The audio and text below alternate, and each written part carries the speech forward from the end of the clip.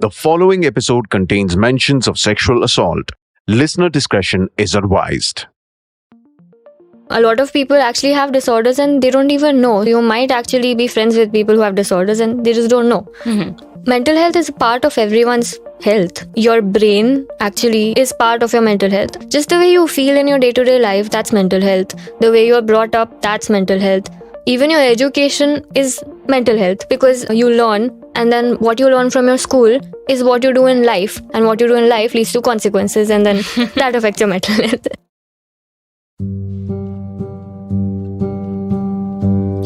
Did you know that people who have PCOS are 3 times more likely to experience anxiety and depression? Soch mein pad gaye? Behtareen. That's kind of the point of this podcast. We want to make you think. Think about science, think about the world, and most importantly, think about your body. And then we bring on experts to give you the correct answers and to make you laugh. And today we have with us an expert in the field of mental health. Today we're speaking to Divija, who is known as awkwardgoat on Instagram. Hi Divija. Hi. Welcome to the podcast. Thanks. So Divija, tell us a little bit about yourself. What do you do? So I'm a counselling psychologist by profession, and I also make content on Instagram. Very cool. When you're saying counseling psychologist, I feel like I'm a little confused because I don't exactly know what that means, because there's so many terms you hear, like a therapist hai, counseling psychologist, counseling psychiatrist. Is this the same? Psychiatrist, what is the difference? Like, I don't think I understand this. That's understandable because we don't really get this information anywhere, barely on social media as well, if you think about it. Yeah. So even though this field hasn't really developed a lot in India, there's still quite a few divisions in the type of work people do in this field. So let's start with psychiatrists. Those are medical doctors, and usually if you go to a psychiatrist, you'll probably get medication as treatment because that's their primary form of treating people. Okay. Therapy and counseling are used interchangeably in India at least. So when somebody says I'm going to a counselor, they also mean they're going to a therapist. Basically a mental health professional who does therapy. So what's the difference otherwise, since you mentioned it's the same in India? So therapy is like psychotherapy, actually, the word. There are different forms of psychotherapy like CBT, which is cognitive behavioral therapy, or DBT, which is dialectical behavior therapy. So these are all types of therapy. Interesting. Okay. Yeah. And so when you say you're a counseling Psychologist. Yeah. So mental health professionals, there's psychiatrists who are medical doctors. There's counseling psychologists, what I am. And then there's clinical psychologists. Okay. So this is not a hierarchy. These are all equal. They all work together to help people. A counseling psychologist and a clinical psychologist are not medical doctors. If you go to them, you will not get medication as treatment. You will get therapy and counseling, which is talk therapy, like they'll talk to you. People who have disorders or diagnosed with clinical disorders, they can go to a clinical psychologist or a psychiatrist. You can be treated with or without medication. That is why you can go to either of them. You don't have to take medication. It depends on you and your concerns and the disorder that you have. Some disorders that you can get treated for could be OCD, which is obsessive compulsive disorder. Depression, that is a real disorder, even though we continuously say, oh, I'm depressed in day-to-day life. It's actually a disorder. Yeah. Then anxiety disorders also exist. Even though a lot of us have anxiety, it's not always a disorder. So that brings me to, if you have anxiety, who should you go to? You can go to a counseling psychologist also for this, because counseling psychologists are trained to help you with day-to-day life struggles or just problems in general that don't really mean that you have a disorder. For example, relationship problems or even trauma and sexual abuse.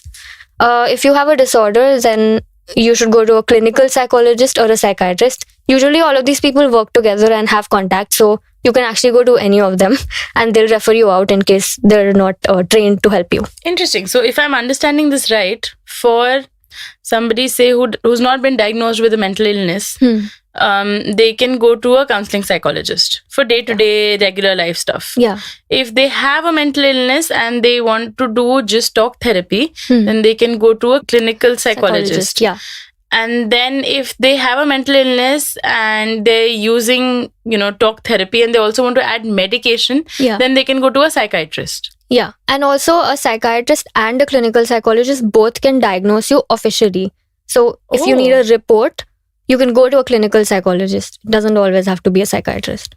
Okay, and clinical psychologists are not medical doctors. No, but they work in the hospital. Even counseling psychologists work in the hospital. So we're all healthcare professionals actually. Oh, very, very cool. Yeah. I'm finding this very interesting because, we don't get these definitions at all. Yeah. I just want to tell everyone who's listening to this that you can't be a psychologist without doing psychology. So you need at least a master's in psychology to practice as a counseling psychologist. A clinical psychologist also has an MPhil apart from a master's. Oh. So you might see a lot of therapists on Instagram who don't have any background in psychology. Those are not real therapists. I'm so glad you touched upon that because so often we see all of these conflicting messages on Instagram in particular, since that's both of our primary platform, that ye hota hai and iska mental health kharab ho gaya hai, and there's just no right messaging, and that all ties back to the fact that the mental health hota kya hai. So mental health is not just for crazy people or people who have disorders, because people think that people who have disorders are crazy. First of all, no, they're not crazy. They're just normal people like you and me, everyone who's listening. A lot of people actually have disorders and they don't even know. You might actually be friends with people who have disorders and they just don't know. Mm-hmm. Mental health is a part of everyone's health. Your brain actually is part of your mental health. Just the way you feel in your day-to-day life, that's mental health. The way you're brought up, that's mental health. Even your education is mental health, because you learn, and then what you learn from your school is what you do in life, and what you do in life leads to consequences, and then that affects your mental health. Something we often forget. What you do in life leads to consequences. I feel like this is, for me personally, how I think of it, and I don't know if this helps anybody, is that when you think of joint health, मतलब ऐसा नहीं है कि आप सिर्फ joint health के बारे में तब सोचेंगे जब आपको fracture हो गया है ना, कि अभी मेरा joint health खराब है. How your joints behave in day-to-day life, आपको चलने फिरने में जोड़ों में दर्द है कि नहीं. Or when you wake up, are you feeling stiffness in your joints? Are they feeling flexible? Are they feeling nimble? That's the bada wala Angrezi word. So what does bad mental health mean in that way then? So bad mental health might look different for everyone. So the thing about psychology and mental health is that there is no one thing that applies to everyone. For example, if I'm not having good mental health, maybe I'll be in bed all day and crying and eating a lot. But maybe if you're having bad mental health, you'll be working 24/7 and looking as productive as anyone else. That doesn't mean that your mental health is fine.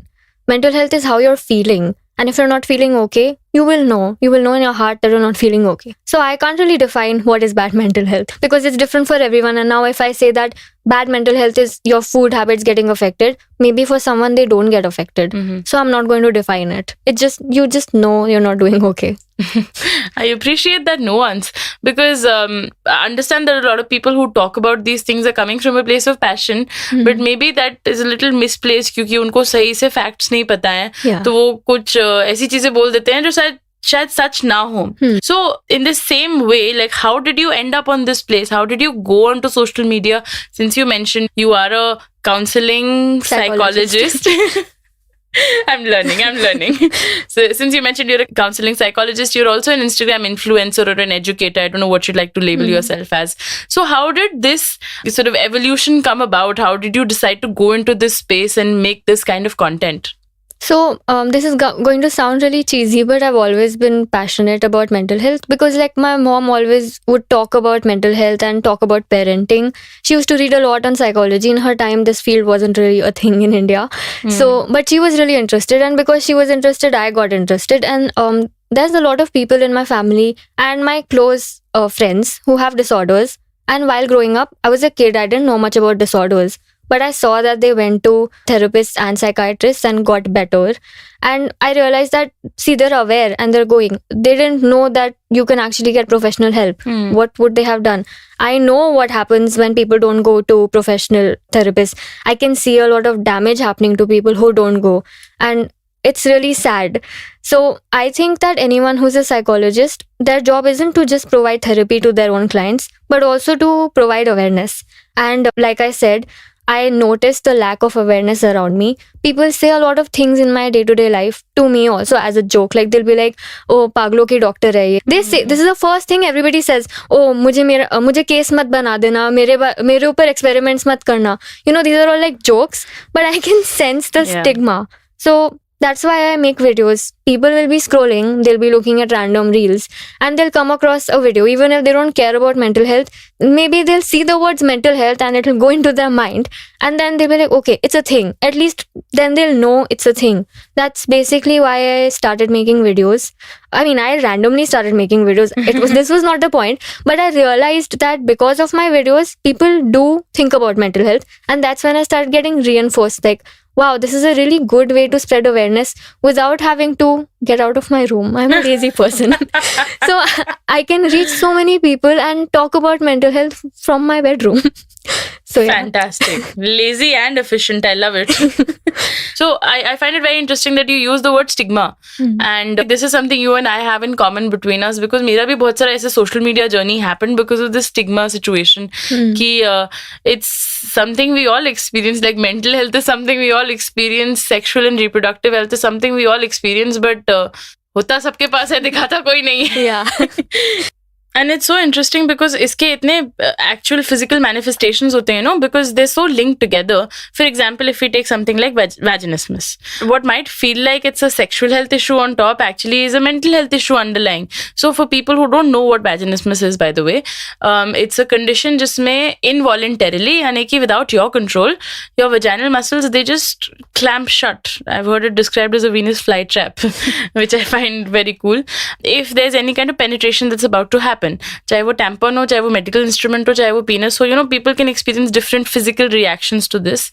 And people with vaginismus in particular struggle with underlying fear or some just weird feelings about the idea of penetration that can come from background, मतलब childhood family में अगर आपने, if you've heard about sex in a very negative way, or if you have any sexual assault, which I feel like something which is a very important conversation we always miss out on, या infection भी हो गया ना, तो कभी-कभी as a defense mechanism your body can do it. So I'm not saying it's entirely mental as well. I'm saying physical भी है, but mental health and sexual health are so just strongly intertwined that we need to start seeing health maybe as a more holistic thing as opposed to कि ये उधर का department है, ये इधर का department है, So how does shame play into, just as in this case shame is playing into physical manifestations, how does shame play into mental health and उसका diagnosis and उसका treatment access? So firstly, we see shame as a very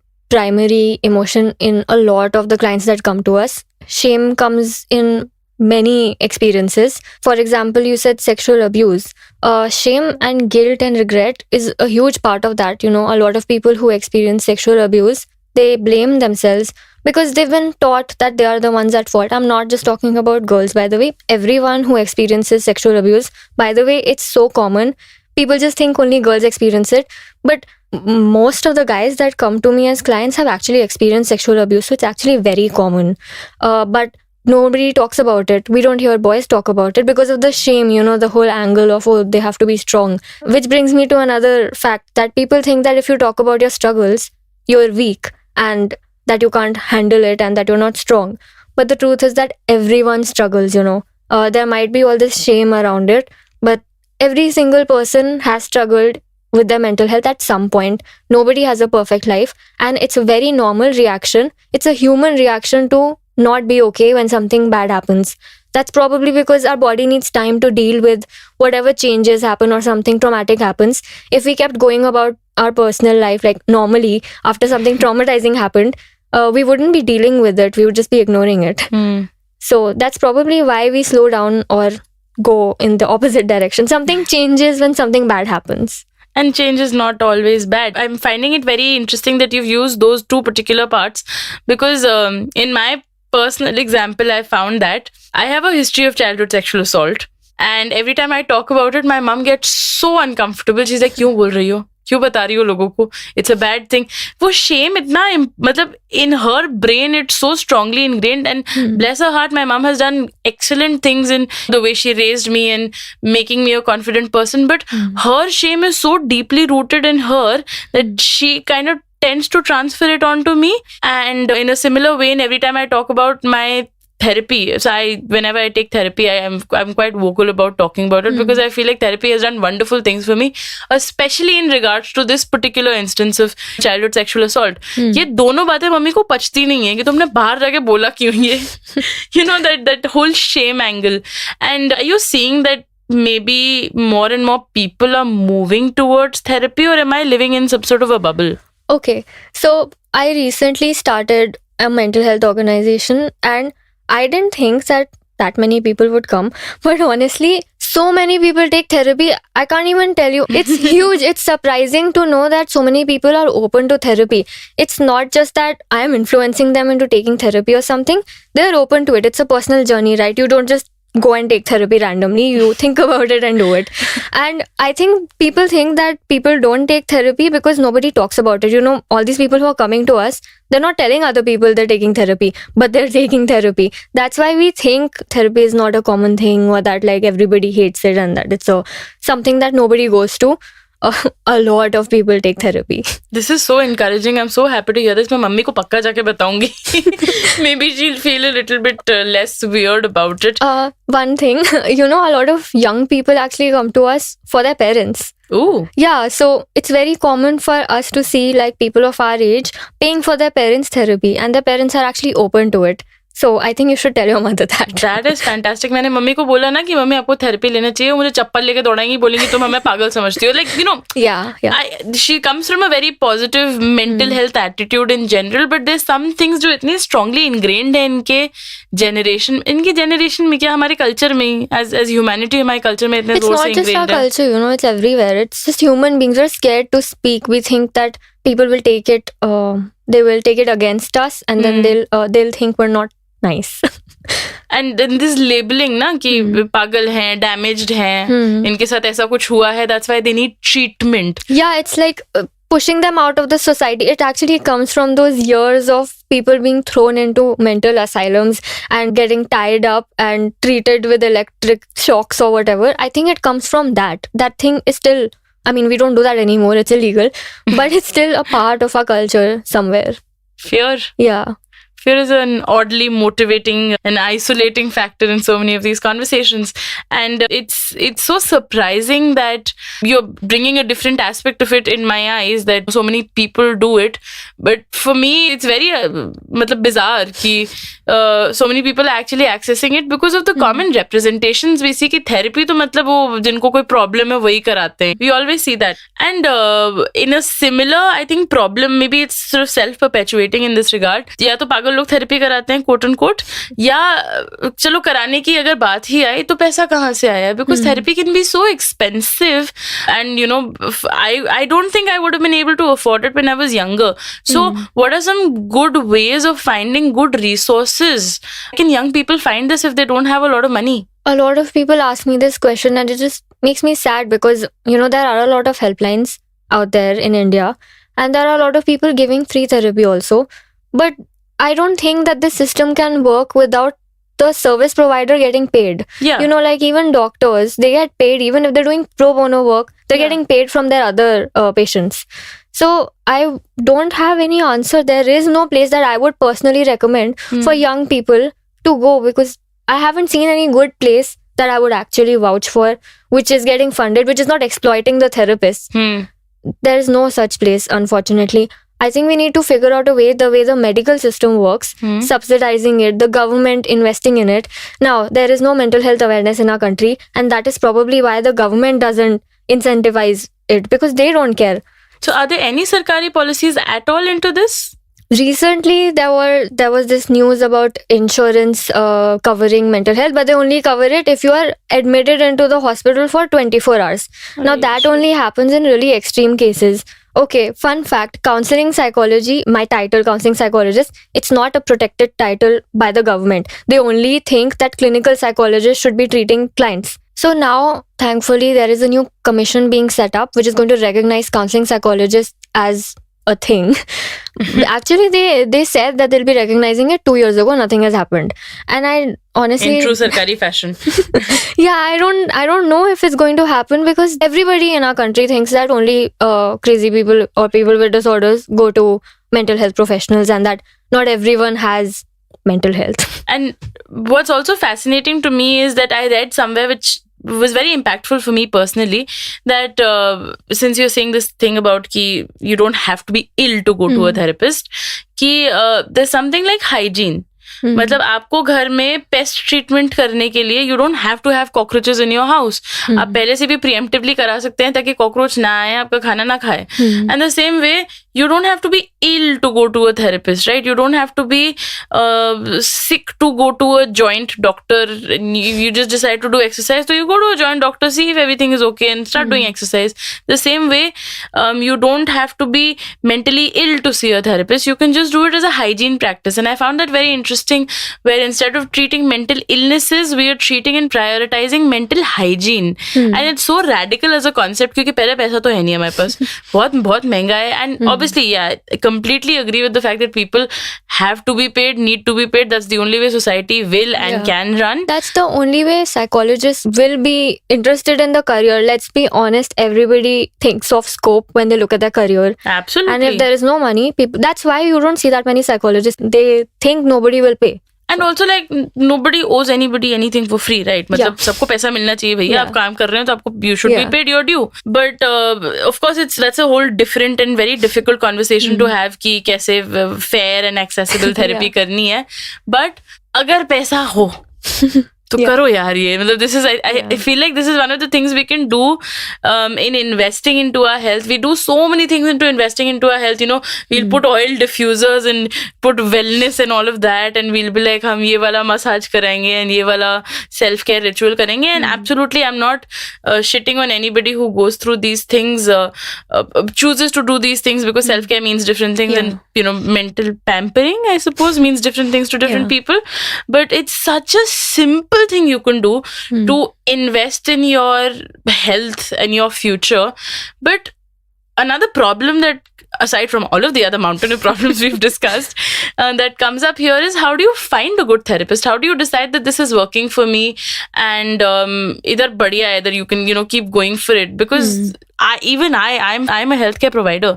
I had no idea that there's all of these classifications. मैं अभी भी भूल जा रही हूँ तुम क्या हो.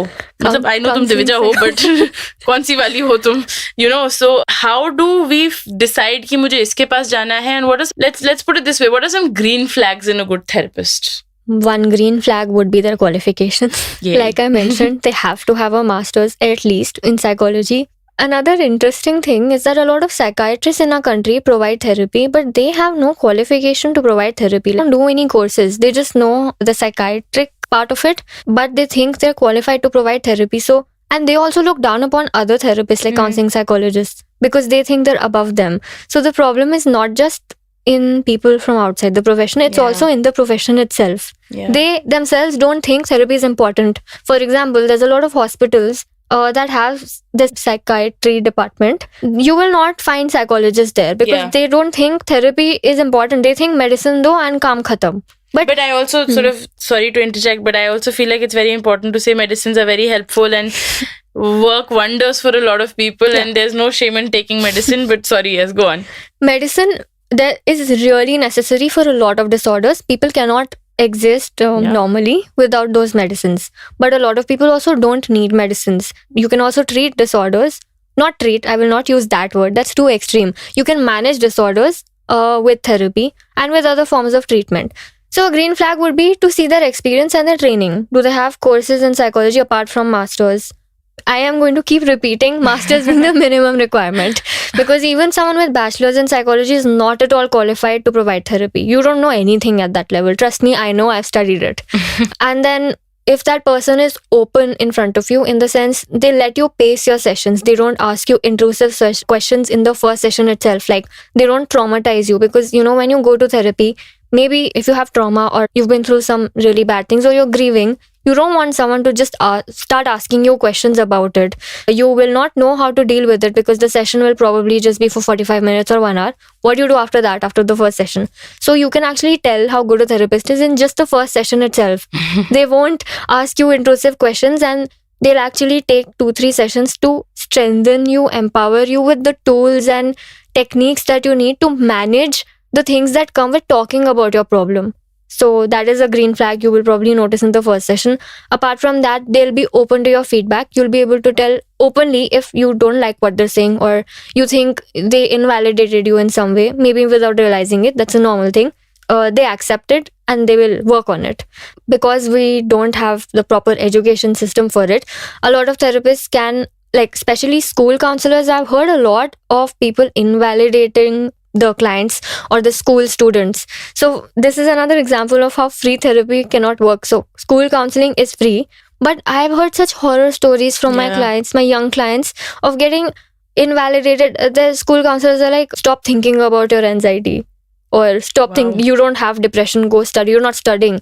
So you feel validated with your therapist. The therapist will also make you question your thoughts. So their job is not just to validate you. That would be a red flag if they're only validating everything you say. They're supposed to teach you that what you're feeling is valid, but it's not right in some cases. And they help you question your patterns of thinking. So those are some green flags you can look out for in a therapist. So this has been such a huge learning for me, and there's so many things I had no idea about. And thank you so much for bringing all of these points to the forefront. But I feel like I'm not happy with this and I must shit on this in some way. So let's talk about the worst mental health myths you've heard, or this Instagram crap. Health coaches, no, mind coaches. What is that? What Life is coaching. That? Oh God. What is all of this? Let's do this. God. I'll go first, you go next, and then ऐसे back and forth करेंगे, rapid fire करते हैं. Let's talk about some incredible crap we've heard on Instagram.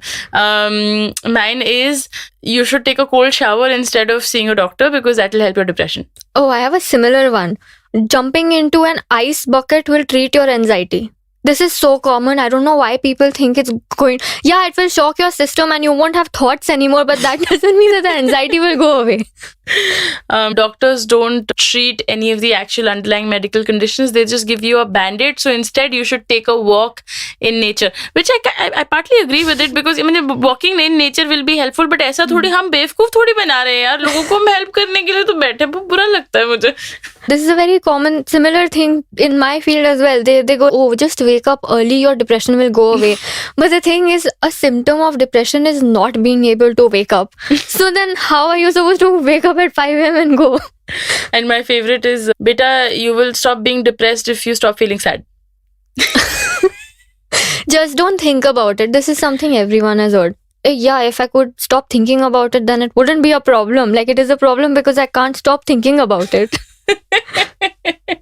This has been so wonderful. I had such a good time. Thank you so much for showing me the light about so many things I had no idea about. And thank you for coming on the podcast. It's been so wonderful. Thank you. Thank you for having me.